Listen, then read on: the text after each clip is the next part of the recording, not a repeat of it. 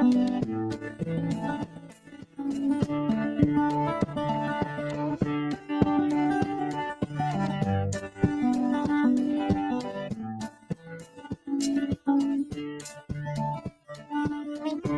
to Real Talk Christian Podcast, where we drink coffee and have real conversations on faith, culture, and society. I'm your host, Chris Fuller. And I'm Marc Hyde. And on today's episode, we're actually going to be talking about something that's kind of been surrounding our country here as of late. That dirty word, Christian nationalism. It's going to be a good conversation. Are you ready for this one? Let's get canceled. Let's go.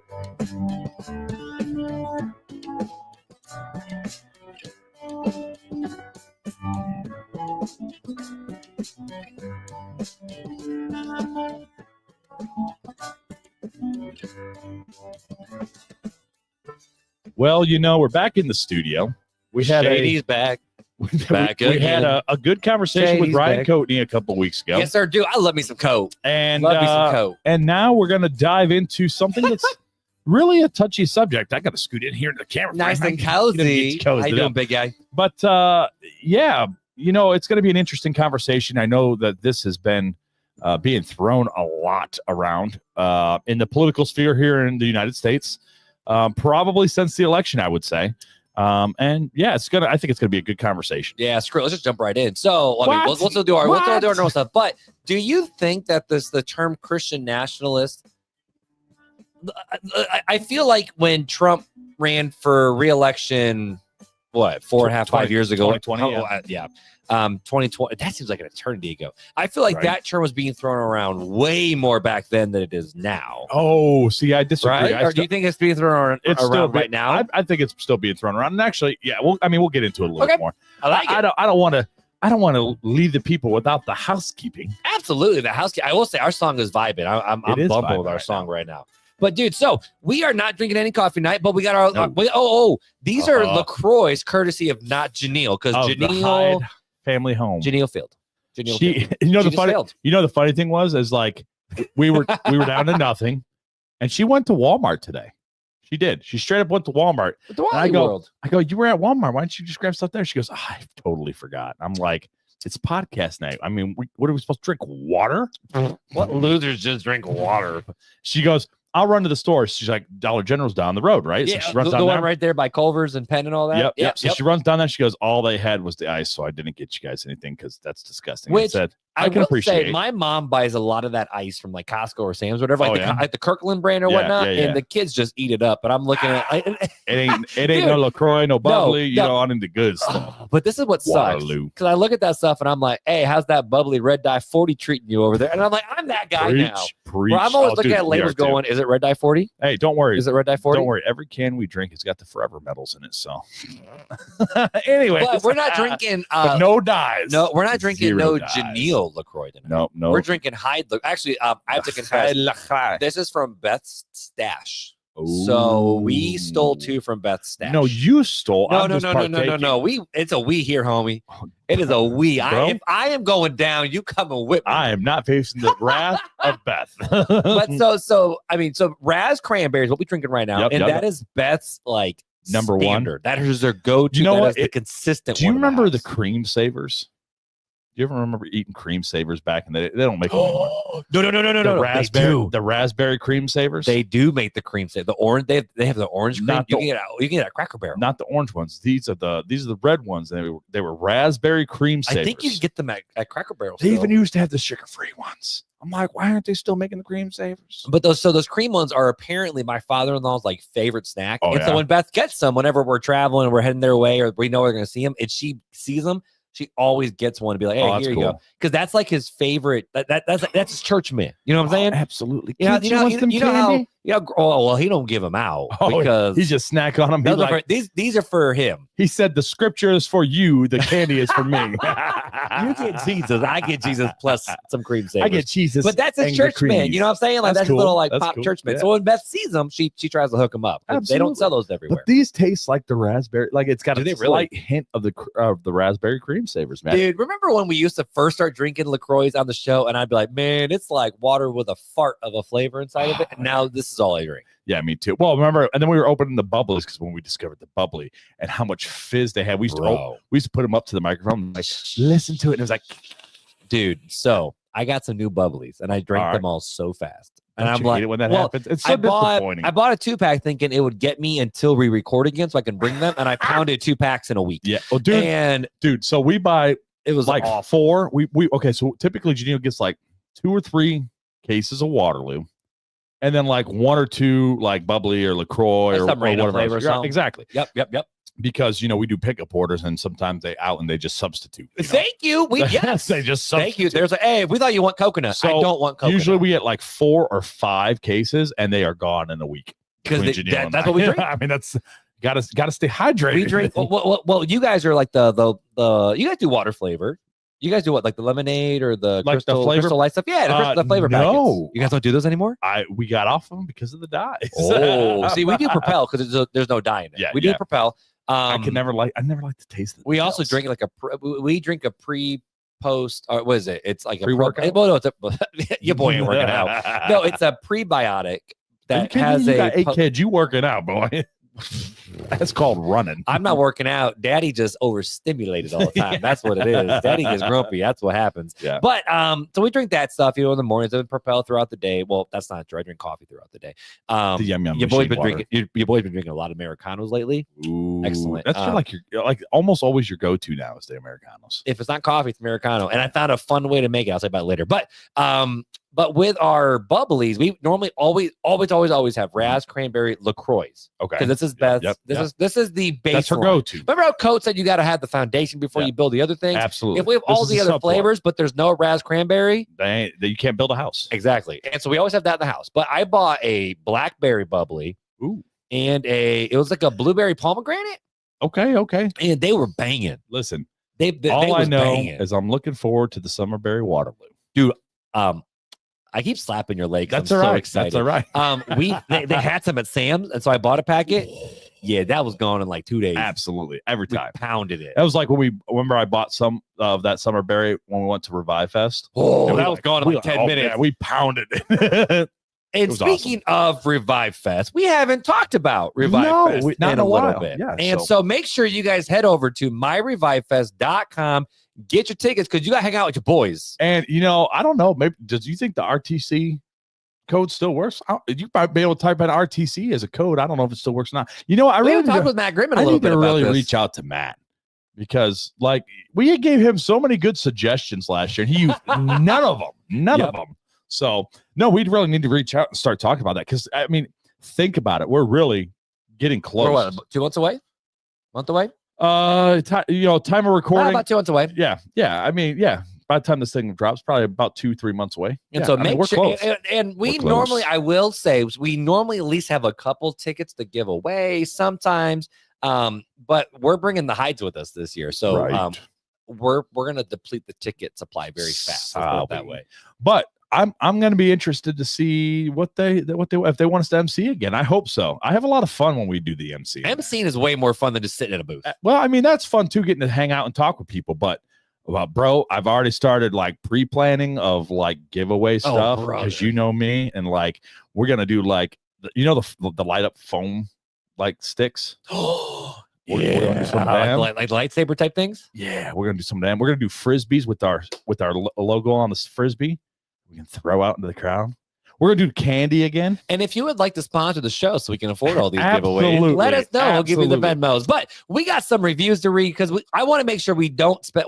It's already been 10 minutes. Yeah, sorry, Sabrina. Hey, listen. Here's a little banner for you. I will say, I listened to one of our past episodes, and I'm like, man, we banter a lot, but people want it, so we gonna give you what you want. So I'm gonna read the 2 reviews because again, we're trying to catch back up to the reviews. Absolutely. So I'm gonna read 2 reviews, and then I'm gonna just literally toss it back into your court. All right, and then we'll just start the conversation. So this review is from Dalton Reviews, almost like that's his business. Do you have a business of leaving? Are you in the business of leaving reviews? He's a review business leader. But it says learning more as a newer Christian. It says my microphone's in the way. I've been claiming my faith for about 7 years now, but have been a quote unquote lazy Christian. I've been growing in my faith and hungered to learn more over the last 2 years. Finding a podcast that resonated with me as a quote unquote younger Christian. I'm 30 now, so I don't classify as young. Yeah, you do, homie, because we older than that. So you still young. You a young gun. Well, he's 31 now. This is from a year ago. Oh, that's true. Okay, yeah, now you're old. Sorry. You wait 29? No more. You're 31. Sorry, let's get back to it. Find a podcast that resonated with me as a younger Christian has been very difficult for me. I stumbled upon RTC and have been hooked ever since. Marc and Chris, oh, you spelled my name right. Thank you. Marc and Chris have a great energy that they delivered their message with. They focus on the word and their interpretation of the word while keeping an open mind of what scripture could mean. We try our best. The best way I can describe the podcast is like you're sitting down with some buddies and just talking. That's what I'm talking about. That's right. What it's supposed to be. I appreciate what you guys are doing for the Christian community. Keep up the great work. And then the second review is just 5 stars. Highly recommend from Feliciano G. Did I say that right? Feliciano? We're going to go with it at this point. Just say with confidence. I'm going to do the Italian. Feliciano G. Feliciano. I'm going to do my little Italian thing. But this podcast is amazing. It's helped me so much on learning about being a follower of Christ. That is a very awkward motion. You got to do the hand. Feliciano. The podcast is amazing. I'm on episode 44. Bro, you got a long way to go. And I started from the beginning, so I have a lot to catch up on. Yes, you do. You just listened to episode 39 when you wrote this review. Let me know when you find out what happens after that. The sequel in this case is way better than the original. So I highly recommend this podcast to beginners of Jesus Christ. And if you love coffee talk, they talk about it. Yes, we do, because this guy loves coffee too. So just like always, if you leave us a review on Apple Podcasts, send us an email. It might take us a little bit to get back to you. You've been doing promise. Let's do a promise, right? You leave us a review, type in swag bag. Into the email header? Into the email header. Get so much junk. Well, not only that, there's just, okay, I woke up this morning to 6 emails and a few Facebook messengers, and I'm going to let you guys know right now, this ain't our full-time job. Nope. Okay? And your boy over here has very little time to sort through everything. Yep. So we do our best, right? Marc, you're really good at social media. Very good. Sometimes I'm in the group. I am not. I'm in the group all day long. I try to hang. I've got 5 emails I got to respond to right now from this morning, and this is like a daily thing. So it's just compounding for us. So bear with us. We try to get back to everybody. Sometimes we miss people. If you really want to hear from us or want to get an opinion or just want to hang out, there is a place for that. Marc, why don't you go ahead and tell people? You can go online right now to Facebook and join the RTC online Facebook community. That is so good that we had some people in the Facebook group who decided to give up Facebook for Lent, social media for Lent, and they gave up after 2 days because they missed the RTC Facebook community so much. And we love you, Barbie. I was going to call it Barbie. We love you. And so that's what Barbie said. She said she gave up Facebook for Lent, but had to renege because she missed the RTC online community so much. Which I think is just, it's not awesome. She gave it up. Yeah, I mean, I feel really bad where I'm like, yay, sorry you broke Lent. I'm so sorry. But so sorry. So sorry, but yes, I'm so sorry. I'm pretty sure this is acceptable. I'm pretty sure this is for Jesus. Yeah, but seriously, it's an encouraging place for us to grow as Christians. And so, but speaking of growing in our faith as Christians, talking about a Christian word that gets attached to maybe a not so good word, what are we talking about tonight? We're talking about something a little cringe. Dang, right? 13 minutes talking about LaCroix. Let's. Welcome back to Banner. We're talking about Christian nationalism. Now, why are we talking about Christian nationalism? Because we haven't talked about it before. And we've hinted at, we've danced around We've danced around politics. It should be Christians be involved in politics. And we've touched it lightly a few times. Mm-hmm. But I felt like it was time for us just to open up and let's talk about it, right? Because it's very contentious. Okay. In our political sphere here in the United States right now, and even in the world with some of the things that the current administration of the United States has been doing, right? There's contention. Trump is claiming to be a Christian. He's holding prayers in the White House. And what was the new wing of the the person that oversees the Christian? Yeah, I forget what it's called. Paula White's the head of it. So there's I think it's Paula White. There's a section of people that are very excited, a section of people that are a little unsure, a section of people that are very mad. Well, we're going to kind of dive into the section of people that are really mad, right? Because they use a term called Christian nationalism. And typically when they're using that term, they're using it more in a derogatory manner of basically kind of trying to call you a name. Yep. Oh, so yeah, Paula White is Trump's faith office pastor, or like the real title, I think, is I'm not sure what. That's right. It's a rabbit trail. Oh, faith office advisor. That's what it is. But so there are a lot of things that Trump is doing in the religious sector, sure, to connect it to his administration. But not only that, right? It's a lot of President Trump's supporters who claim to be Christian and maybe are a little politically charged at times. Okay, in a nice way. Okay, and so because of that. I'm not saying right, wrong, or indifferent, but because of them being kind of politically charged and also calling themselves a Christian, there's another sect of people that is using this derogatory version of Christian nationalism to mean, well, we'll find out what it means. About that. I'm like, this is a can of worms. You notice how I'm dancing, right? Yes, you're dancing real good. I'm bobbing, I'm weaving. My name ain't Steven, and I'm leaving. You a grass fairy right now. You just dancing. I learned from the best. So in order to understand because I feel like there's a misunderstanding between people of when you hear Christian nationalists of what that actually means. I mean, I think dirty once I hear that word, to be honest with you. So some people are like cringe, ick, they got that feeling. Some people are like, no, that's awesome. Like, yeah, okay. And it's like, well, it depends. Some people embrace it like absolutely, it's a badge of honor. But not in the way that you would think. Okay. So I figure, you know what? Let's take a few different points of view, right? And let's just see what people define Christian nationalism. Because we do need to define it before we jump into it. Well, we got to define it not just in the historical terms, but in the cultural terms of what it means today, right? So I think that's the best way to do it. I'm with you there. Yep. So there are a few different definitions depending on who you're talking to. So Drew Strait, a PhD associate professor of New Testament and Christian origins, in an article posted on Anabaptist Mennonite Biblical Seminary, which is right down the road, right? By the way, absolutely, it is here in South Bend. Says this: Christian nationalism, in short, is a worldview where one's theology, imagination is co-opted by the state power. It exchanges the church's loyalty to the Lord of Peace for a false god fashioned by the myth of American exceptionalism. In fact, Christian nationalism is a form of political idolatry that distorts our knowledge of God and neighbor through a xenophobic, racialized, and militarized gospel that is at odds with the life and teachings of Jesus. So that's the first. That's a bold statement. That's a strong statement. That is a very strong statement. Yeah. So that's the first, right? Again, we're going to give some different points of view here, right? So we could try to understand and unravel these definitions. Mm-hmm. So the next one comes from our friends at gotquestions.org, right? And he's actually going to give several perspectives. Ooh, there's a lot of them. Okay. Yeah. So the term Christian nationalism remains difficult to define. This is what gotquestions.org says. Those who use the term are generally the ones who can explain what they mean by it, right? So if you say Christian nationalism and I say, I could probably give you what I'm thinking Christian nationalism means, and it may or may not be the same or different than what you're saying. Yep. And what they mean by it may be completely different from the meaning assigned by others. Some related terms are easier to define. Patriotism is a love for one's country, right? Merriam-Webster Dictionary. Nationalism is loyalty and devotion to a nation, especially as expressed in a glorifying of one nation above all others, and a stressing of a promotion of its culture, interests, and so on and so forth. Based on these definitions, one would think that a Christian nationalist would simply be a Christian who loves and is proud of his country. A nationalist who happened to be a Christian, but the working definition of Christian nationalism is usually something far different.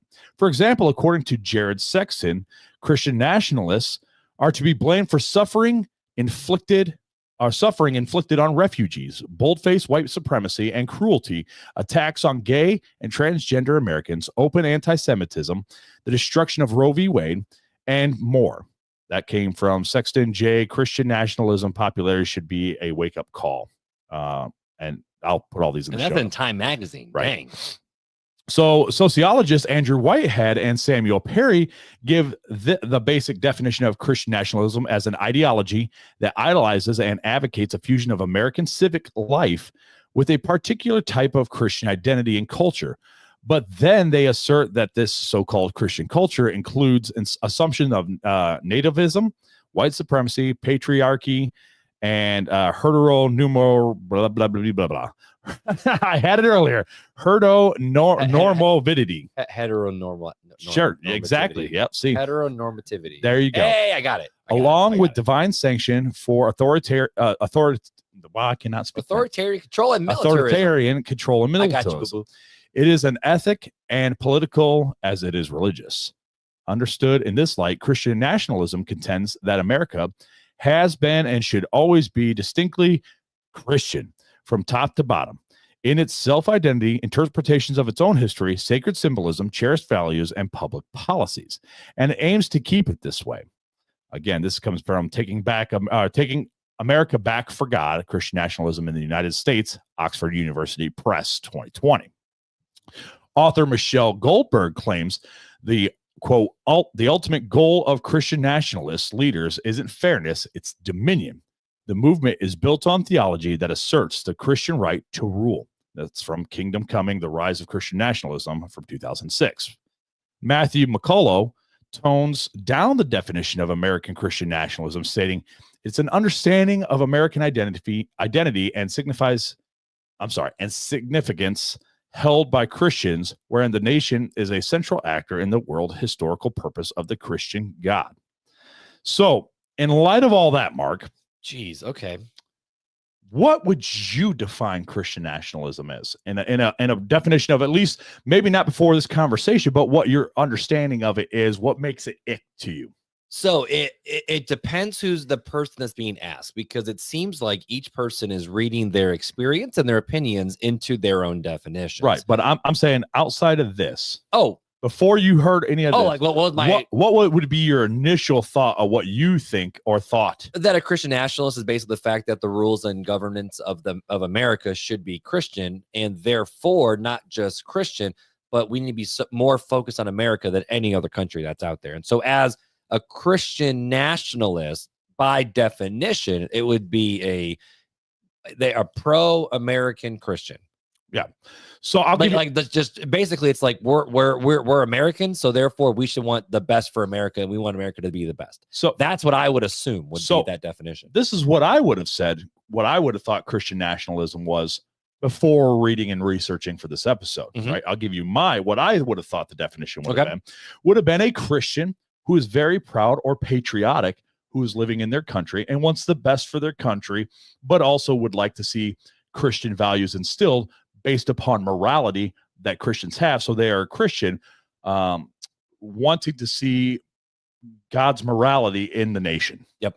And that's where I would say, that's where I would have said prior to this episode and reading all these different definitions. Yeah, and I will say, this is where it gets really hard, man, is the fact of like, I follow so many people on social media. Right. I mean, on both sides of the aisle. I try to follow people on both sides, middle of the road. I generally, for lack of better word, kind of I kind of land more in the third way, where I'm not right wing and I'm not left wing, and I kind of independent. Almost. Yeah. I feel like an exile almost. And there's certain things that I love that the right does, and there's certain things that I'm like, yo, the left got this right. Like we got to fix this stuff. And so Candace Owens, who got absolutely massacred by the right when she came out with a lot of her own stuff.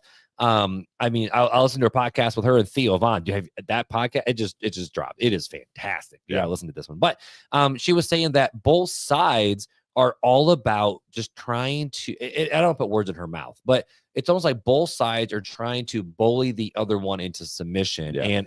And normally whenever people start putting names or labels on things, it's because we either can't understand it, so we have to create a common definition around it, or we put a title around it in order to gaslight people. And so when you see the early term Christians, that was actually a derogatory gaslighting term that the people on the outside gave to the followers of the way, the people of the church. And so now, there's this awkwardness where some people have taken the term Christian nationalist as like a badge of honor. Right. And you see a lot of people on social media who are very much, pro-Christian, anti-vax, get rid of the food dyes, get back to the normal food, get rid of big pharma. Sure. But at the same time, make America great again. Like, let's bring everything back to America because we're the best country in the world. So let's make sure we're the best country in the world. Sure. And then there's other folks who are more like the fact of like, yeah, I'm a Christian. And yes, I do have Christian values, and I want to see those Christian values play out in politics. But at the same time, how can how much Christianity can you what's the word I'm looking for? Not legalize. Crap. What's the word I'm trying to basically, if people are not Christian, can we actually put policies into place that make them act like a bunch of little Christians? Like for example, going back a little bit, got the Church of England, right? Yep. Who everyone, if you were born a Brit, you were born in the Church of England. Right. In the same way as if you were born a German, right, you were born a Lutheran.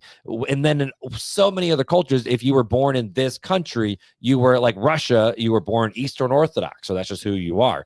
If you're born in South Bend, you're Catholic. It's just kind of how it works. Sure. Like, that's a joke. But in America, we have the separation of church and state. And I do want to say this, that I love when I hear people like from both sides of the aisle talk about, we want to separate the church and state. So church, get your butt out of our government. When I'm like, whoa. That's not what it was about. That's not what it was about. Right. It was the fact of it was a bunch of Baptists writing a letter. Go Baptists. A bunch of Baptists writing a letter to Thomas Jefferson saying, we just want to make sure that you don't tell us what type of faith we have to have. Right. Whereas like the Church of England, they say, no, if you are a actual state church, you are Anglican. And they do that. They do that even to this day over in China. Did you know that there is a government? Oh yeah, because there was like that pastor that got locked up in jail forever because he did not subscribe to the quote unquote state church. Same with Hitler in Germany. Absolutely. And if you want to read a fascinating account, read that Bonhoeffer biography. Dang, that'll blow your mind. So let's lean into this a little bit, right? So should Christians, and I mean I kind of have my opinion on this, but I want to hear yours. Should this is the beautiful thing about it being your episode. You get to throw the ball in my court a lot. I get to talk a lot. Should Christians want to see Christian ethics in the political sphere, the governmental oversight realm? I'm gonna back this up. Can I go more metaphysical on this? Like step out and step back in, bro. All right, I'm gonna step out. I ain't your daddy or your God. You can do whatever you want. Well, seeing as my daddy's dead, I can't listen to that one. But that was dark. I'm sorry, guys. It's okay. I'm your dad reincarnated. No, I'm kidding. Son, I lost all train of thought on that one. Metaphysical realm outside. All of Western values are Christian in nature. Yes. Yep. The LGBTQ conversation, the Black Lives Matter conversation, the fact that you can hate a president based on if you don't like them in office or not, and you can be vocal about it, and you can have flags in your yard about it, actually stems from a Christian worldview. When you look at all other worldviews, and you can read so much work, Tom Holland, not Spider-Man, but the historian, great book, Dominion. I'm in the middle of it right now. And there's a lot of other books where the fact of all of these movements that are so anti-gospel can only happen in a culture that has Christianity at its core. Mm-hmm. Because in all other cultures, if you went against the governor or you went against the king, you were instantly axed. Sure. Do you see that all throughout culture where if a new king came up, all of his opponents, if you were against him, you were dead. Right. Like you didn't just like, oh, you lost, you can come back in 4 years and try again. You were dead. You were killed. You were slaughtered. When you look at the ancient Roman and Greek cultures, I mean, literally, like there are records of people where it's like slaves, right? Sure. Like you could be walking down a road, see a slave, and legit do what you want to them sexually. Right. Like basically, you could use them to. This is gross, but as your urinal, like it's gross, right? And so all of those things have changed. How we handle babies and those who are broken or ugly or whatever. It's like Christians changed the entire narrative around. Isn't it amazing of the value of a person? During the time that Paul was writing the epistles, it was crazy. That was the scene of government. Crazy. When Paul penned Romans 13, that was the government. Yeah. That was the government oversight when he penned that. And when you see when Paul says, husbands, love your wife as Christ loved the church, that was the most radical statement a dude could make. Right. And then when you see husbands, or wives, show and respect your husbands, that was wild because husbands did things that were not respectable. Right. And wives were treated as just a piece of property just to make some babies. That was it. It wasn't for fun or companionship or for community. It was literally just because that's how society functioned. Right. And so when you look at all of our society in the Western culture, so many people are like, we want to get Christianity out of the center of culture. Well, the problem is you can't. It's embedded. Yeah. And so the idea of healthcare and education and human dignity, value, and worth, the fact that everyone can have a voice and a platform and stand to reason, and that you can have differences of opinions, and that's totally okay. That's not a Darwinian value and virtue that comes up. In fact, when you look at all the culture, it's barbarian culture. It's the stronger culture. It's the we don't care. We're going to use you because you're the loser. We're the winner. And if you don't fit into our culture, we will axe you so dang fast. Right. And you see that throughout all of culture. And it wasn't until, I don't want to say until the Christians, because the Jews did a lot of this too in a good way. And you do see little glimpses of I would say, godly virtues and values in other cultures and in Eastern cultures that are some good things that are happening. But when you look at cultures that are so completely anti-Christian, when you look at like the 1040 window in the Middle East and some of these what we'd call barbaric laws, that's a world without Christianity. And so when you look at the Christian worldview right now, so many people, and you can't argue with someone about this, where it's like, well, your worldview is like, you live in a Christian worldview, homie, so sit down and shut up. Like, you can't say that. But the fact that we can even have this conversation right now is proof that Christianity is so embedded in our culture that we don't even know and we don't even realize it. And so for us, when we say how much morality can you legislate? Well, you can't legislate morality to change people's behavior, but you can legislate morality in terms of protecting the innocent and other people. And so when we're talking about protecting the innocent and the vulnerable and the weak and the downtrodden, that's Christian values, homie. Like, that's not. And that's not pagan. And to kind of bounce off of what you're saying, because I totally agree with everything you just said. I don't even know if I answered your question. I'm kind of you did. You answered it in a roundabout way, and I went metaphysical. I'm going to springboard off of it. Yeah, okay. And I'm going to say, as Christians, we're called to impact our community, right? And part of that is to go out and impact our community, right? With our thoughts, with the morality of God, with teaching. I mean, this is to care for the poor, the widow, the sick, the orphan, to do those things, right? Which is a very Christian centered ethics that we see built into our nation. Now, I think that so to answer the question, I think we'd both agree that yes, there is a place for Christians to influence, right?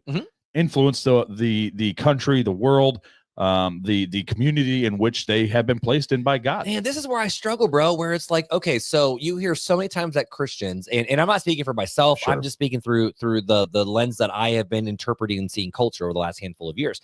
You see so many people screaming that on both sides, Christians who are saying that, well, we shouldn't be involved in politics, and we shouldn't be doing this. We should just be doing what God wants us to do. But if most of America, let's just say happens that most of America happens to become Christian, wouldn't our laws start to look like most of America? And therefore, when people say, oh, we got to get even Christians who say, we got to get out of politics, we got to get the Bible out of the center of politics because we're worshiping a man or worshiping an ideology, we're not worshiping the Bible.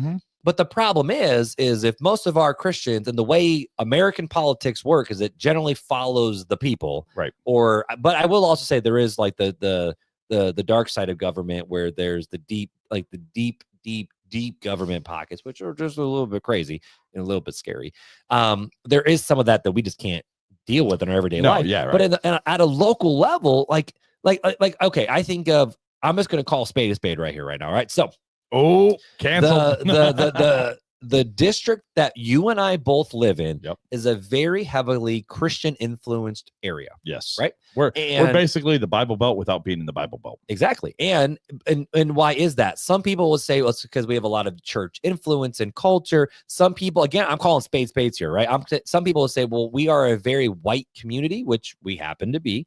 And we are also a very rich, affluent community. Now, your boys ain't. We living in the poor part of the area. We podcasting from. But if you go 2 miles north, you're getting into the $1 million homes, right? Or if you go a little bit over by the river, you're getting to the $3 million homes, right? Like, we live in a very wild community. But then just down the road, there's like $80,000 houses. Like it's just it or houses that you can't even live in. But and that's the Penn Harris Madison district, right. And the school system is bumping. You got Christians that are all throughout the school system, and so as our society and culture, I would say, is more morally relevant, or I would say has at least a Christian influence, sure, our policies and politics and school things tend to lean more in that direction. Sure. Whereas if you go over to Chicago, I was going to say South Bend. But if you go to South Bend, where it's more of, I'm just going to just say it's more of a liberal, left-leaning city, which again, it's just a fact. It's just a fact. Osceola, Penn, Harris, Madison, we tend to vote blue, and South Bend tends to vote red. That's just has been historically the way it's been for a long time, right? Did I get confused? Reverse that. Oh, reverse and rewind. I always mess that up. So our community and districts tend to vote red, Republican, and South Bend tends to vote blue for Democrat. That's just a fact. But people over there, they're going to tend to have more policies that match the people that are in it. So I get really confused and frustrated when Christians say, well, you can't ever have legislation and morality that's backed around the Bible because now we're trying to do this and make all these things are idols. But I'm like, but that's the way of the people. That's just the way it kind of tends to go. But I will say, on the flip side, people also say, get your Bibles out of the public sector and government. Y'all keep your Bibles in the church. We'll do our thing over here in the government. And I'm like, that's completely illogical. So I will say that the left has good things that I would consider moral, right? Mm-hmm. Of more, if you want to talk about migrants, right? Where the right, we tend to be like, no, protect our boards, screw those people if they starve to death. We've talked about this in the past offline. And so there's a struggle where I think both sides, as a Christian, we should really look at both sides, because I think both sides have good things about them. I mean, I'm tired of being the world's babysitter as America. That's what I'm saying. But both sides have good things and both sides have some bad things, right? I would say that there's some bad things on the right, and there's definitely some bad things on the left, and there's some good things on the left, and there's definitely some good things on the right. I think it's a give and take, and I think you get into trouble when you become, I'm hardline, I'm only this way. But that's where it gets hard, though, because, when we're looking at this last election, there's the phrase that my boy Xavier likes to use. He's a personality on PragerU. He goes, finally, we voted common sense again. And so with this past political election, I feel like the separation was so wild in terms of, okay, so if you vote left, now you're voting for okay, sure, a 13-year-old can't get tattoos, smoke, have a gun, or go vote, but you can chop off their body parts. And it's like, why ain't voting that? But then you go to the right wing, and it's like, well, I don't want some of the policies that are over here either, but I'm not sure which one to handle. So I'll show you. I'll share one with you right now. Right. Okay. So right now, if you vote right, and everybody's Doge, the whole Doge thing, the Doge craze, I call it. Yep. So Doge is good, right? There's some good things that Doge, very good wasteful spending, right? That needs to be cleaned up. Absolutely. But then there's the flip side, where I have a friend who is a federal employee who works for the VA. And did you know that the managers are telling the VA they're cutting 83,000 VA jobs? What? This year. We need more VA jobs. 83,000, which affects our veterans. And they already are not getting the help they need. Absolutely. So now we're part of the Doge, the Department of Government Efficiency. The baby out with the bathwater. Absolutely. So I think that, but at the same time, you got a clean house to rebuild too. But it takes time to rebuild something like that. Whereas something, all I'm saying with that whole thing is that there's always, in most things, good and bad. Mm-hmm. And we as Christians, I think, should try to differentiate between those two things. But getting back to, should we have influence? I greatly believe in this country, God has given us the ability with this country to be able to voice our opinions, right? That's it. And that's the thing is, the Bible was not written in a culture that we are in today. Not saying it's not, it can't speak into our culture. Absolutely. But America was called the great democratic experiment. Sure. Because there was nothing like it before on earth. Now, I think that's parts of the Bible, like Romans 13, would still apply to us, absolutely. Right? So if the speed limit posted is 55, that's law. Or right? We're supposed to submit to that law. Did I tell you I got my first traffic ticket? Oh, he didn't submit to the law, and the righteous authority over him that Paul talked about came down. I was pulling up a coaching call to listen to, and I said, I'm here, and I was holding my phone, so I got a ticket because I was holding my phone. Oh, so it was stupid. It's stupid. So back to, we're kind of talking a lot about, we're circling the same thing, right? That we should be involved. Now I want to kind of flip into the country side of things, right? Well, of the nationalist side. So we've talked about the Christian side, right? But before we do that, this is where it gets so hard, though, is the fact of when you get very passionate about certain issues, you instantly have to put yourself in certain camps. Right. So we have people in this podcast who are very, very, very pro no pharma.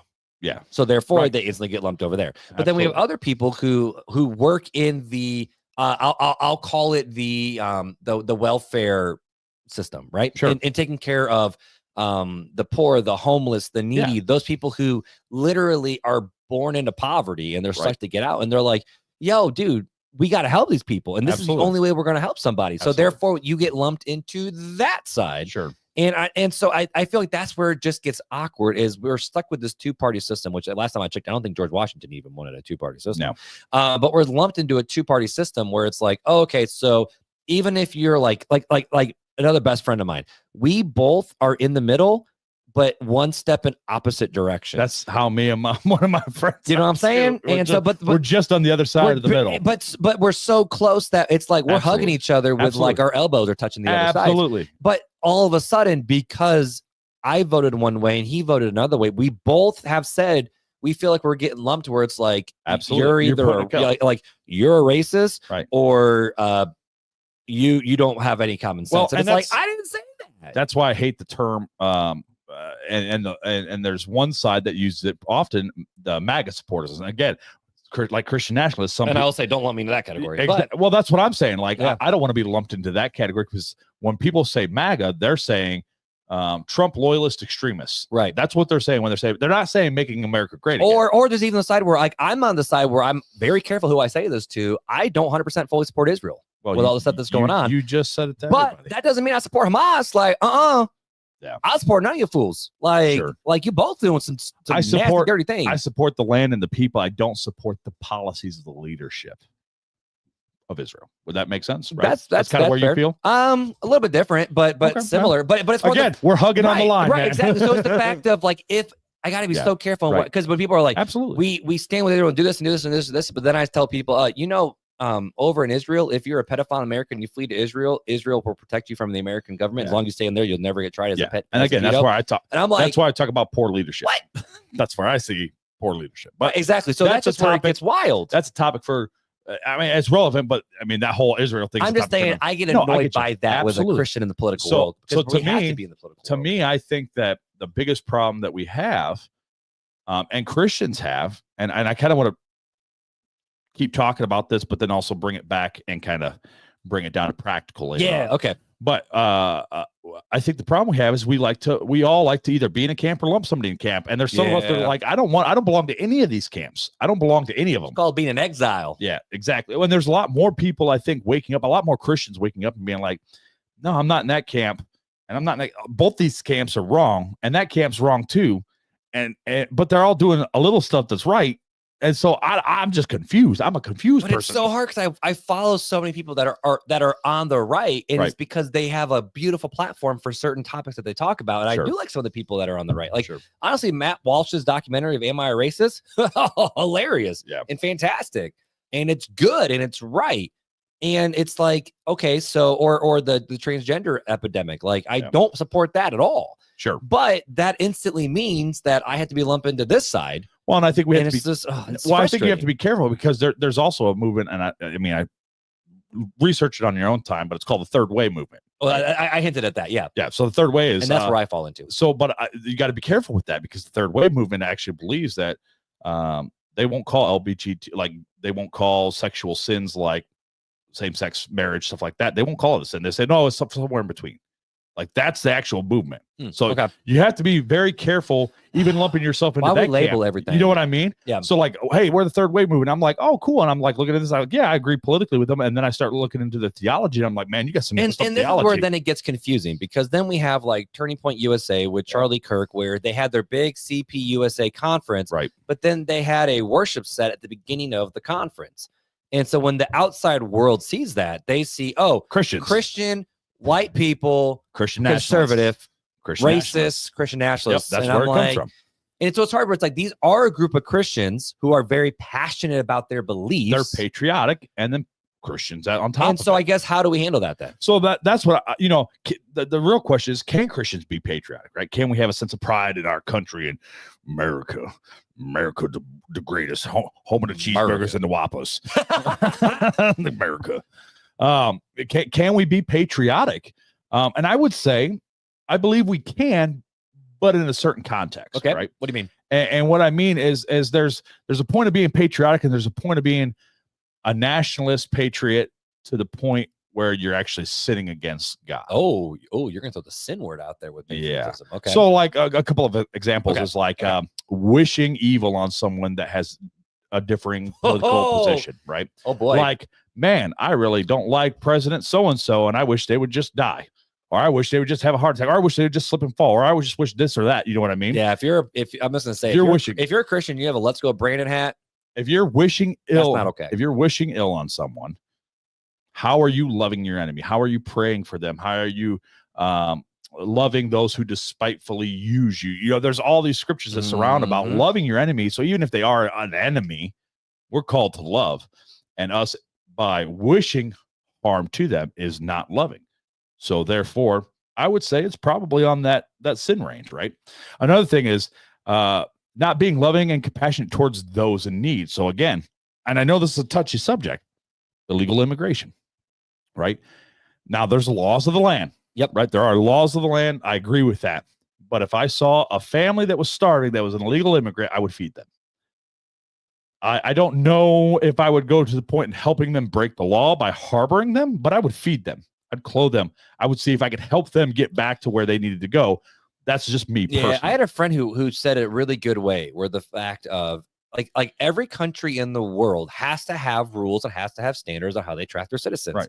That's just called an SOP of life, like your standard operating procedures. Absolutely. Like that, you have to have it. So you know, but you still have to have compassion. You have to have compassion. And so he said, like he goes, should the government, send people back to their country if they're here illegally? He goes, yes. But if I have a friend who is here illegally, and it was his opinion. He goes, am I going to call ICE? I'm not going to. Now it's up to that person to then, do things the right way. And you should encourage them to do and there are some people here that are, they were brought here with their parents. They were kids, and now they are here as illegals. And they're like, well, should the sins of my parents be passed down to me, or is there ways to help me to get this in? And not only that, I do think we need a better way of getting people into citizenship. I'll give you an example. I don't know if you ever follow the Bates.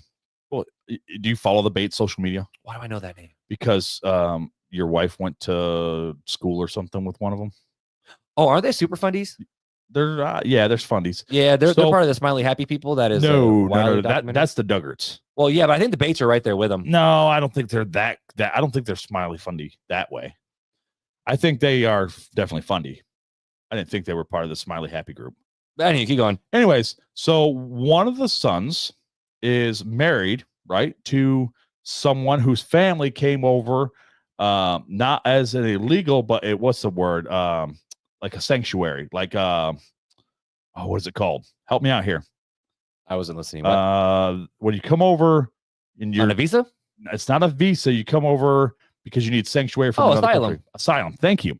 So they came over in asylum, right? You seek asylum because of political or religious persecution. Exactly. So that's what they had going on, right? And they've been trying to work through the process. And that's how it works. Absolutely. And they've been trying to work through the process since this guy's wife, this Bates' son wife, was a little small child, right?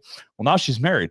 Well, they're still talking about deporting her under the Trump administration because they have not received their citizenship and their asylum has gone up. And so they're still expired. Yeah. So they're still trying to, they had to refile, and they're back in courts again. And because she was under the original claim of asylum, even though she's married to an American citizen now, she can't claim the American citizenship being married because she was under the case of that's the asylum. Ridiculous. So that's what I'm saying. Like that in that case, like I would probably fight more for that person because they're technically on a paper. They super fundies. They part of that same group as the Duggars. But either way, facts are facts. Point to points.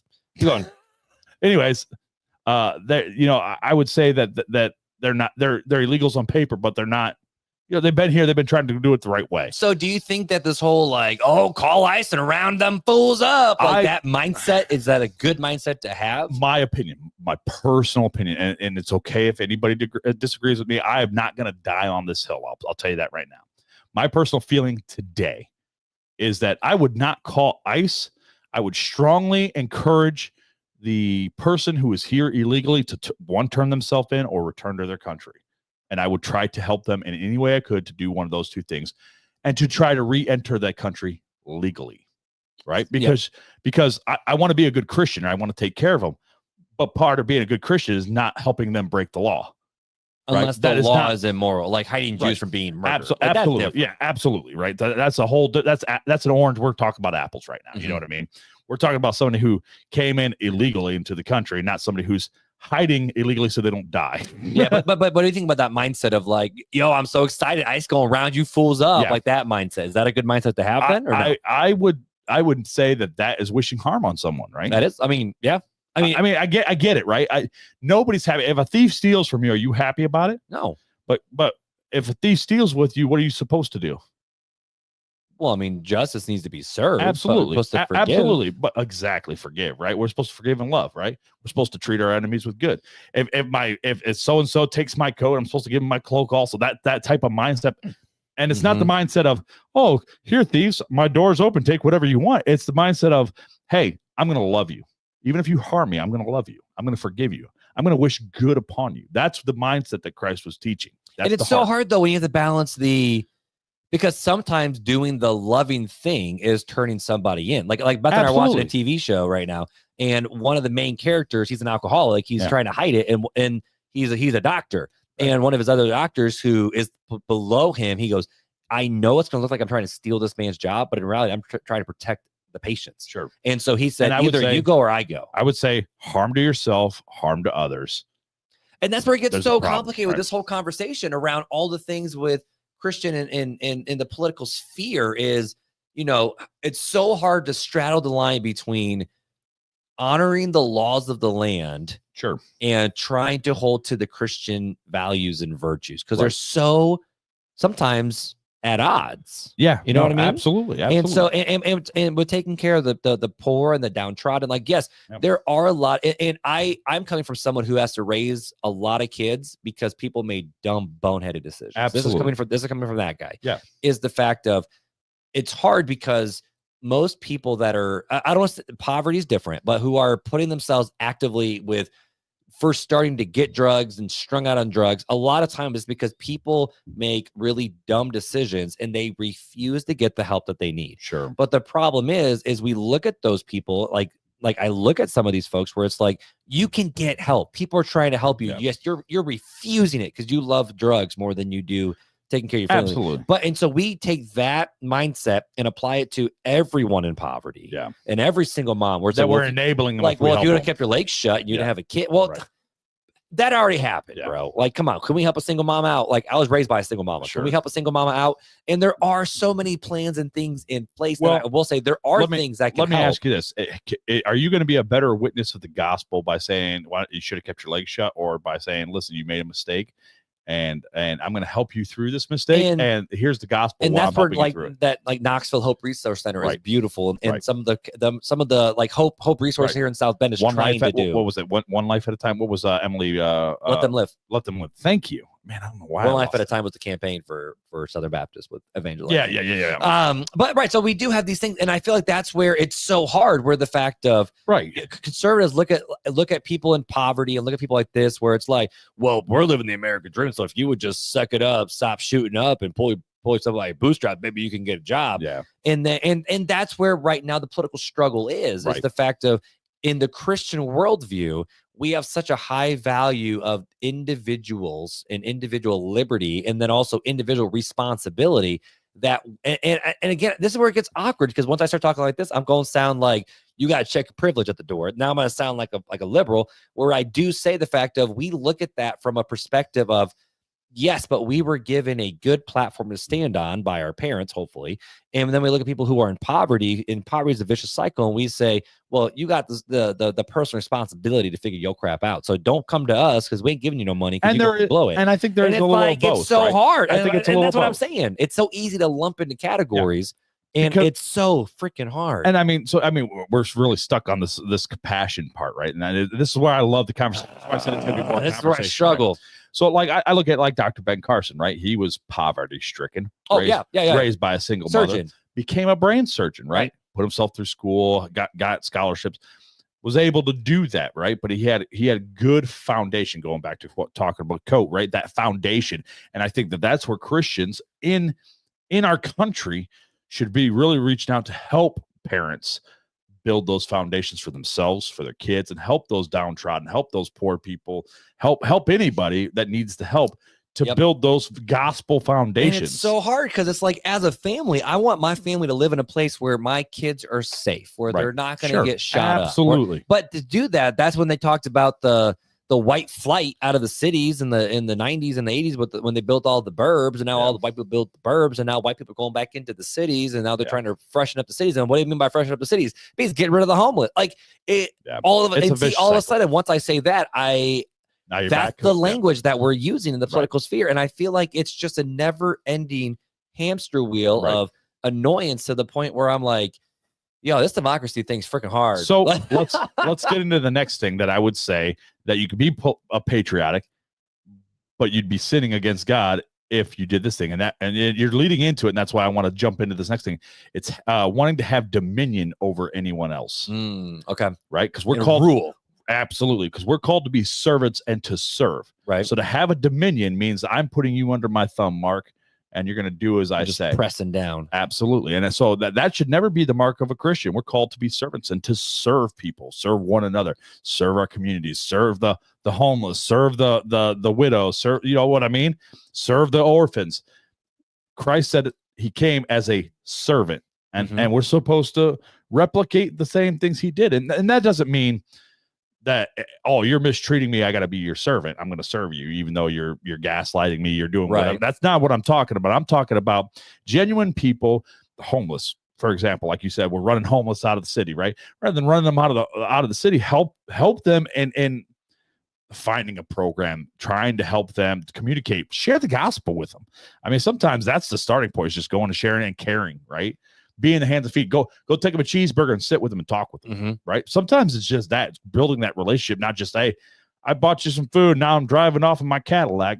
I mean, sometimes it's being there with them and building those relationships. And, we were, two thoughts. One is, we were built, this is going to sound very archaic and barbaric, but we were built with tribes in mind. Like, our minds and bodies were not supposed to compute the problems of the world. They're supposed to take care of the people around us. And so on a personal level, that's what we're called to do. But where it gets so awkward is, I feel like it's so easy for us to say that, but it's so funny though, because like, as Christians, we want to see everybody come to know Christ. Absolutely. And what gets hilariously awkward is when all of a sudden, what happens when the emperor becomes a Christian? And then all of a sudden they start ruling as a Christian. And then all of a sudden Christians are like, whoa, Christians ain't supposed to be rulers. But it's like, bro, you wanted the emperor to get saved. Like, what do you talk about? And so it's just like the Jews saying, we want a king. We want a king. That's why podcasts, I'm just going to say, that's why podcasts like the Holy Post drive me freaking nuts. Because like, we are so fast at blasting everybody, but then we want everyone to come to faith in Christ, except the ruler who's ruling everybody. We don't want him to come to faith in Christ. I do. Right. I can tell you, I want President Trump to really come to know Christ right now. What's so awkward, though, is when the king then becomes, I'm thinking of Emperor Constantine. Sure. I got what when Constantine and those emperors became Christians, they started putting bishops in place. And of course, every time absolute power corrupts, absolutely. We see that. And we see that's when the bishops start doing whatever they want. Super wackadoo things. Super, super bad. Indulgence. But it's like, shouldn't we want to have a Christian leader who's setting up other Christians to run the nations and run the things? But then all of a sudden we flip around and go, oh, the Christians should be running the nation, running things, because now it's all of a sudden become a political idol. If you look at it, right, it's just the way it just becomes awkward. But the way it's set up in our country is that they aren't a ruler. They're not an emperor, right? Right. They are a political figure, right? They're supposed to be representing us, but they are the represent. They're supposed to be serving the nation. That is what the president of the United States, Congress, the House, they're supposed to be representatives serving. And this is where it gets awkward, because I feel like in a lot of sense, all of you can talk about clearing the swamp and all these things. I think we should have term limits. Personal opinion. Absolutely. But you do see a lot of people where it's like, well, if they keep getting voted in, they are representing their little populace. And so that's what some of those people actually do think. And it just gets hard. And so it's like, when we see Trump doing things like Doge, like, I'm a big believer. I love Doge in terms of, let's get rid of the frivolous spending. Now, I think we're legit like tossing the baby out with the bathwater, and not even. I think there's a precise way to use I don't even think they're batting an eye, where it's like, sorry, baby, you are collateral damage. In the scheme of all the, like, we have to make these hard decisions. Your life is worth it for the betterment of the group. About it. And that is not a Christian mindset. I was saying, but think about it. Those are families. Those are people. What if that was you? What if that was you? Like, that's the thing that I think about, is like, Those are families. And that's where it gets awkward. That's right, where wrong, it or gets so indifferent. awkward. Yeah, exactly. So I think there needs to be precision with it. It needs to be handled in a different. That's just my opinion. Yeah, and this is where it gets hard as a Christian, where it's like, yes, we want to have these political figures at the top, but it's also hard when people are like, oh, and there is a lot of Trumpism that I think is a sin. And honestly, I do think that, when Steve posted that video in the group, he has a lot of great things to say about it. But it's also hard when it's like there are so many good things that Trump is able to do. So, and maybe he was here for such a time as this. I don't know. Yeah. I don't know exactly what's going on. But this is where it just gets so awkward, where the fact that there's a lot of things that Trump is doing that I am all about. Like, do I believe there's only 2 genders?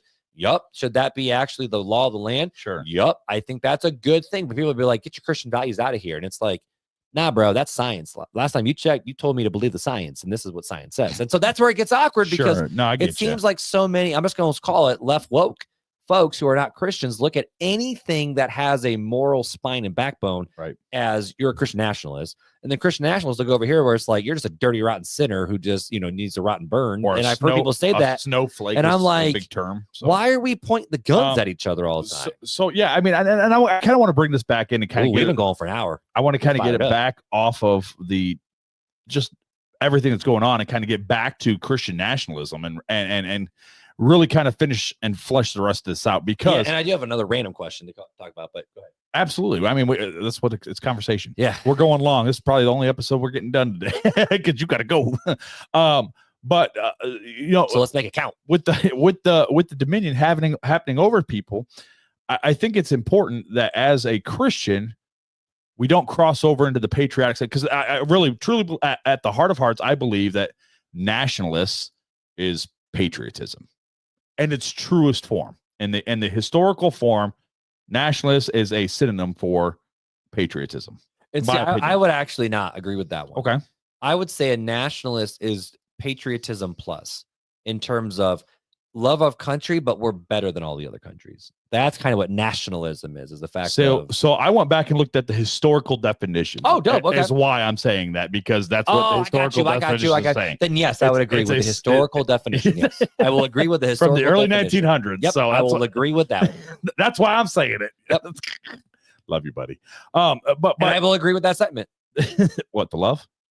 Yes, I can feel the love tonight. Oh. All right. When we got to lighten it up a little bit.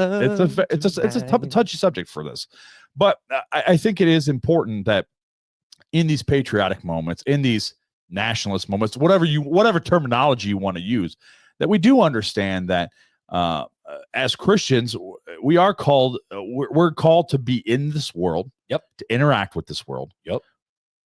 But we're not of this world. But we also see if we truly are exiles, which we are because we're ambassadors, we're not even in our homeland. Right. We see in the Old Testament of, well, what are we supposed to do? Well, seek the betterment of where you live. Absolutely. And if we're Americans, we should seek the betterment. Same as you who are listening, seek the betterment of New Zealand, seek the betterment of Canada, seek the betterment of Uganda, Japan, Northern Ireland. Yes, even England. We probably should seek the betterment of England, even though I love my Scots.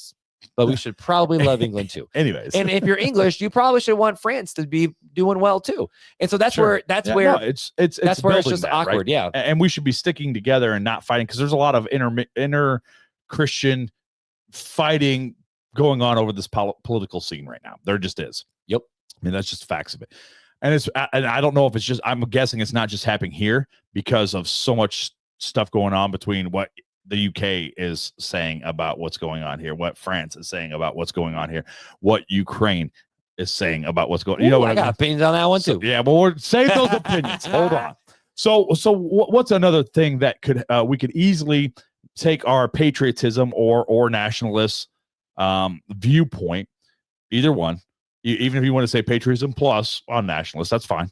And really make it and cause a sin against God. And I would say if you're placing the country or symbols of the country as idols in our life, like if I'm worshiping the flag, right? And I'm not saying anybody does this. I'm just saying if you were to do that, where you valued the flag to a point where, like you were kissing the flag, you were like a worshipful manner. Right? I get honor, right? I think we should honor the flag, right? It's a symbol of what it represents, the freedom of we have in this country. I think there's a place for the honor, but there's a difference between honor and idolism, right? And we've talked about this before about having idols in the church. That cross that used to hang up on the south side wall, right? Remember that years and years ago? We talked about it years and years ago. There used to be a cross for Easter Sunday. Oh, yes. It used to hang up on that one wall. Yep. Right. And I said, is there anything wrong with having that cross? And it goes, no, unless we idolize it. Then there's a problem with it, right? If I valued that idol more than a person, say, or if I valued that object more than a person. But it's hard because the thing behind the object is, for the cross at least, is our worship. Absolutely. Yeah. But are you worshiping the cross or are you worshiping Christ? Who died upon the cross? The cross has no meaning other than the place in which he was crucified. Sure, he was hung upon a tree, fulfilled prophecy on it, but it really still has no bearing over Christ, right? Rich, back in the day, the early Christian symbol wasn't a cross; it was the fish. Right, absolutely. But to me, it's a symbolism, right? We remember by having the cross. By having the cross, it helps us to remember Christ. But if we forget Christ and only worship the cross, there's a problem. You know what I mean? So I'm not saying that anybody does that. Right. I'm saying you could take it a step too far. Right. And the same with your patriotism in a country, whether it's America, UK, France, where you're putting the things of the country and you're taking them from a position of honor and taking them to that next step. So what would that look like? Because that's good in theory, but practically, what does that look like? I would say that if you mean give my opinion why you think? Go ahead.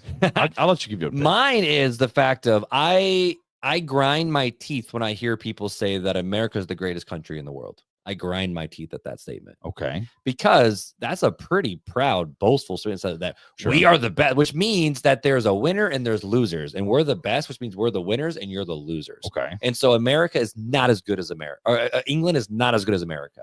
Okay. South Africa is not as good as America because we're the best country in the world.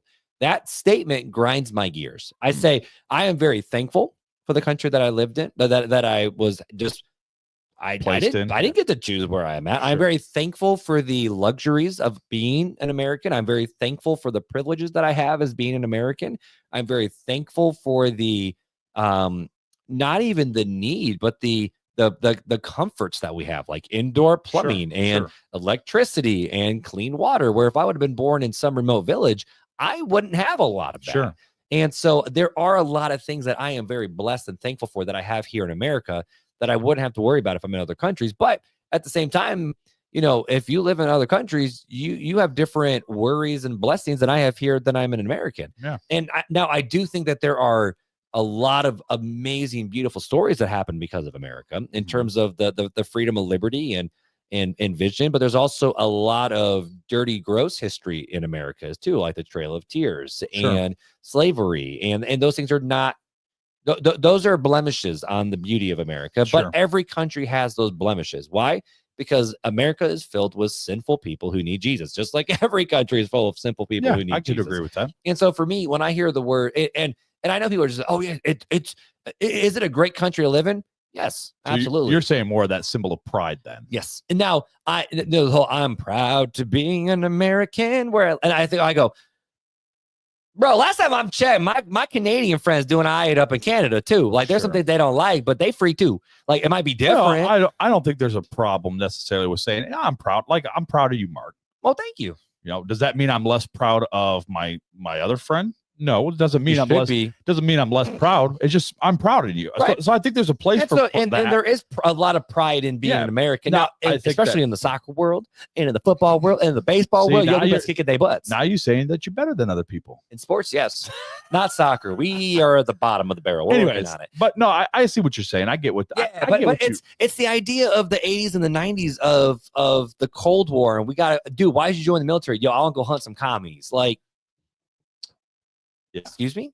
Like, no, and that's Western theology or Western thinking. And a lot of that has seeped into the church because of the good old boys from the South. Absolutely. Like, it's been going on for the last 100 decades. Years. And it's not, there's a place for it, not for going killing commies. That mindset just always baffles me too. But I think there's a place for Christians in the military and stuff like. I think there are places for where God sends people to serve in those capacities. Yep. But I would agree with you, like the pride of like everybody's under my thumb and you all suck compared to us. I could see that. And being I'll say this too. We talked about this in the group for a little bit about should Americans even say the Pledge of Allegiance. That was a fun conversation in the group. Right. And my kids have noticed that when we are at ball games and things and the national anthem goes up, my hand doesn't go over my heart. Yeah. I mean, that I will be personal honest. Convictions. Well, that started with some swaggy swag of like basketball players, like, bro, you don't put your hand over our, you got that basketball sway. Like, like it started with trying to be swaggy swag back in junior high school. And then as I got older, I'm like, no, I honor the men and women that have fought for what I have right now. I will honor them. I will honor the country that I'm in, but I'm an ambassador for somewhere else. Sure. So I place my hold your hand over your heart for the national anthem. I'm like, that's there's a line. And so for me, personal conviction, I'll put my hand over my heart because I stand out of respect and I stand out of conviction and I stand out of the honor. But at the same time, my kids, and I sing the national anthem because I think it's fun to hit them bass notes. And I do think the national anthem is a beautiful song. Yeah. But at the same time, I just that's the personal conviction I have. Sure. I just don't put. And you know what? I don't. I know people are going to disagree with me. I don't think it's a bad thing that you're following your conviction, right? If you feel convicted that you don't want to put your hand over your heart, say the Pledge of Allegiance, or sing the national anthem, I don't see that as a sin. Ready for this? Sure, go ahead. That's an American privilege. Sure, absolutely. Like that's an American privilege that we get to have. Like that's the beauty of America. And most countries have those privileges because they do the same things. If you didn't say like Hitler back in Germany, I don't know if I would call it a sin if somebody does it either. You know what I mean? Oh, I don't call it a sin. I'm just saying I don't think it's right. Absolutely. And so I would say kudos to you for following your personal conviction. But me personally, I'm indifferent about it. You know what I mean? I want to honor those. I don't want to teach the traditions of men as dogma in scripture. So it'd be different if I say, if you're a Christian, you cannot put your hand over your heart. That's right. No, absolutely. Absolutely. You're taking personal conviction and putting it as thus saith the Lord. That's what the Pharisees did. Absolutely. Anyways, I like it. So, all right, let's move on to our last example that I'm going to give, and we still got some more content. Man, y'all haven't had an hour 20 episode in a while. We getting back to them Joe Rogan hours. So here's the one that really hits me the most, right? So if you want to be patriotic in the right context, you cannot place your political views over relationships. Like you just can't. If I came to you and me are different on politicals, and I'm like, screw you, the Democrats, libtard, MAGA, whatever slander you want to use because of whatever, and I leave a relationship because of your political views. Which has, I think you're crossing a line, and there. This is broken. And I will say, a lot of times, again, I'm just gonna make some ways. You can be mad at me, but normally the party of tolerance is the most intolerant towards this view. I'm not gonna lie. No, yeah, absolutely. Not gonna lie. And so, like, I've had a lot of friends, and I have one in particular in my head, and it breaks my heart, and it really does. Where she had a lifelong. I mean, we're talking. They went to church together. They grew up together. They were. She was at the kid's birth, right? Because of how my friend voted. Her best friend for all of time said, we can't be friends anymore. Yeah. See, that to me, I'm like, as a Christian, is crossing a line. Like, are you kidding me? Right. That's something that should never be. To me. And it wasn't even a conversation of asking why. It's just like, I don't believe Christians split over secondary issues biblically. Right. Primary issues, absolutely. You might have to say, no, so you're wrong. And I'll work with you. But and this is why I like denominations, because I think it's okay if denominations split over secondary issues. Yeah, I mean, I wish they wouldn't. It'd be nice if they wouldn't, but sometimes it's just too hard and it's just easier. But to me, say, we're going to be brothers, but we're just going to worship in two separate buildings. I'll pause. No. I'm just going to disagree and move on. Let's go. I like it. And that's okay to do. Why can't we just do that? Absolutely. Because that's going to be taking us down a rabbit trail. This is going to be another hour. So I'm going to leave it. I'm going to put a pin in that for later. I got 6 minutes. So let me get through the rest of these notes, and then we'll wrap it up. Right. So I'm gonna rapid fire. So basically, what I'm saying with that whole thing is, if you want to be political and patriotic, great, do it in the right way, and remember not to ruin your witness for Christ because of love of country or a view of politics. No matter what you do, even if you try to do this the best you can, there will be people that hate you, that mock you, that despise you. Because sadly, that's just the world we're living in. Yeah. So I kind of just want to do this. I want to read this last thing about what should we remember about politics? There's 7 points that Kelly Stanley says in an article from Crosswalk, and I just want to cover these real fast. We can finish the conversation. Final thoughts, land the plane. That sounds good. All right. And we can continue this conversation over in the Facebook group. Absolutely. Guys. So Sherry did this for me a handful of episodes ago, but Sherry, feel free to start the conversation based on what we're talking about right now. As long as it's respectful, as long as we follow those things, that we don't put politics above relationships. Yep. I'm going to put the caveats out there. You know what I mean? All right. So 7 points that Kelly Stanley said in the Crosswalk article about should we remember what should we remember about politics? Number one, God is the King of Kings and the Lord of Lords. Our ultimate allegiance is to God and God alone. He is God overall, no matter who is president. He's remained God throughout history, and he will remain God when the election is over in this country and all around the world.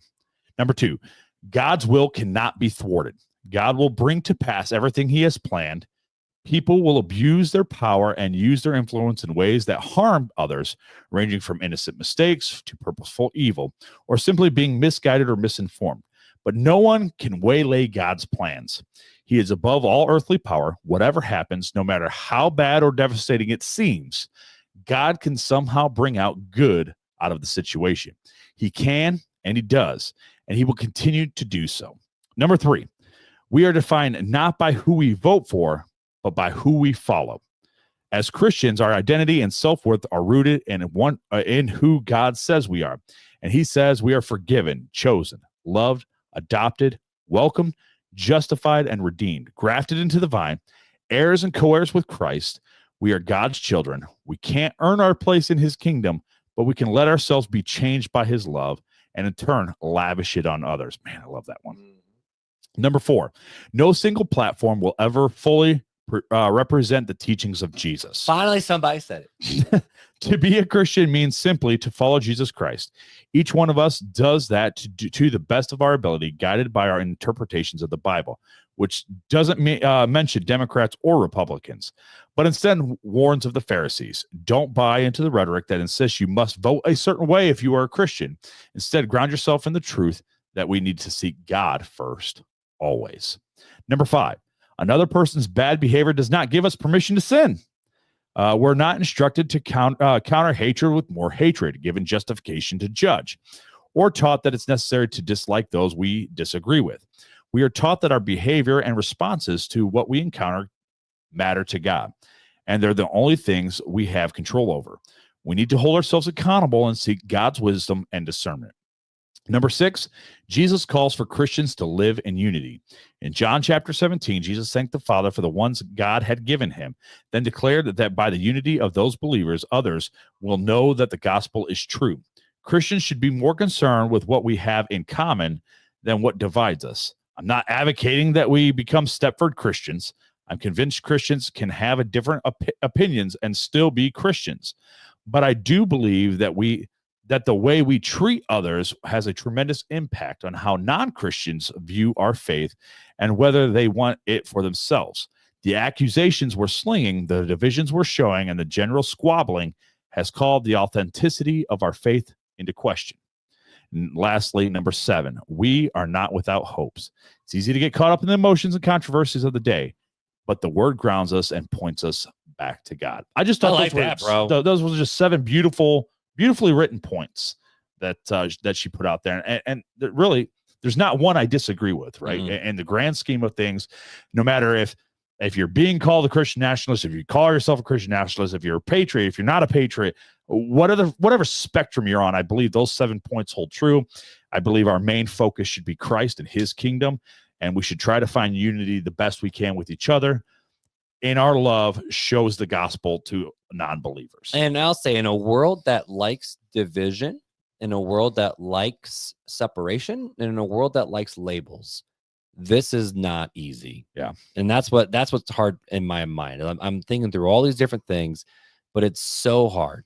It is so stinking hard. Right. And once you start talking about, and some people, the older I get, the more I'm okay. You can think whatever the heck you want to think about me, because I ain't gonna stop you. Sure. But it's hard when we have certain beliefs that put us into different camps, and it's just hard. It's just very, very hard. Yeah. But I do like number 7. I think that's what speaks to me the most, is the fact of, after all is said and done, we are not without hope. Right. And I think that's the one I'm hanging on to right now, because it's easy to get caught up in the emotions. Yep. It's easy to get caught up in the fights. It's easy to get caught up in the he says, she said argumentation of all the different things. And yes, as Americans, we are allowed to, we should vote.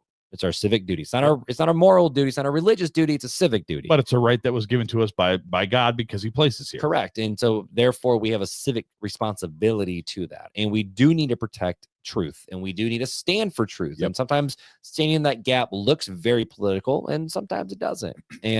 But at the end of the day, that we are not without hope. And I like that one, because sometimes I feel pretty hopeless. Yeah, absolutely. Absolutely. Oh, good. So hopefully we did this episode justice. Hopefully. I hope so. After 100 hour and 20 minutes, I sure dang hope so. It's a Joe Rogan podcast. I love it, man. But let's give the people what they want. You ready for some fun facts, my dude? Let's do it, buddy.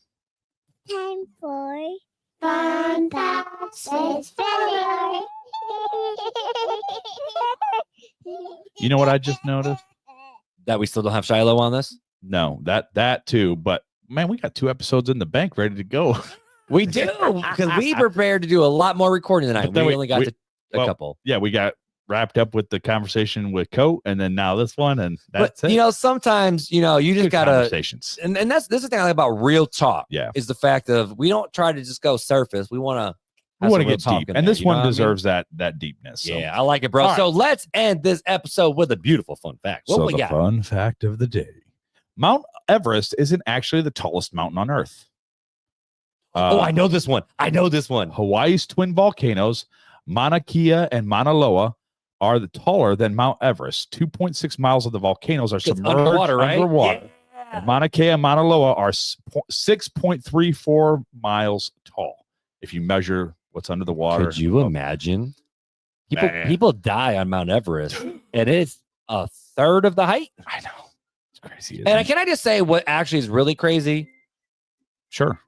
Why do people hike Mount Everest anyways? Like that's just absolutely insane. Dude, the fact that you walk on and pass and be like, oh, yo, there's a dead body. They can't even get him down. There's another dead body. They can't get him down. I get the high. I get the adrenaline rush. No, I don't. But you know what is so much easier on your body to get a great sense of just fun and excitement and adrenaline is joining the RTC Online Facebook community, folks. So make sure you head over there to join the conversation with over 2,000 other Christians who come from all different sides of the political spectrum. There have been some fantastic conversations, some that I need to respond back to more. But at the end of the day, we have some people that are, I would say, more on the right, some on the left, and a lot of people that are exiles in the middle. And so that's the beautiful thing about the RTC community. We come from different faith backgrounds and all around the world. And I would love to hear from you guys who are from other countries such as Canada, South America, that's a whole continent, South Africa, New Zealand, Ireland, Peru. India. Oh, yeah, can't forget our friends over in Peru now, can I?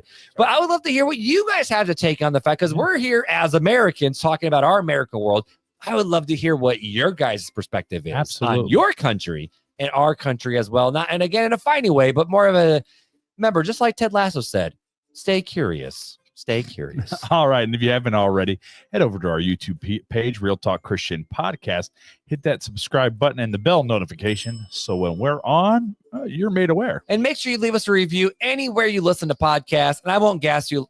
Maybe not too bad. I'll gaslight you a little bit. And so you listen to Apple Podcasts, you subscribe on Apple Podcasts, but you have to let the review on Apple Podcasts. So make sure you leave a rating review over there, rate it on Spotify, and let us know. Send us an email on the subject line that you actually need a mini swag bag. Please. So we don't miss that. Helps email. us filter a little bit better. Anything else before we let these wonderful, beautiful people go, my friend? Just that we love you guys. We love you guys. Love it. So, hey, crap, you took my signature. We love you guys. And until next time, take it easy.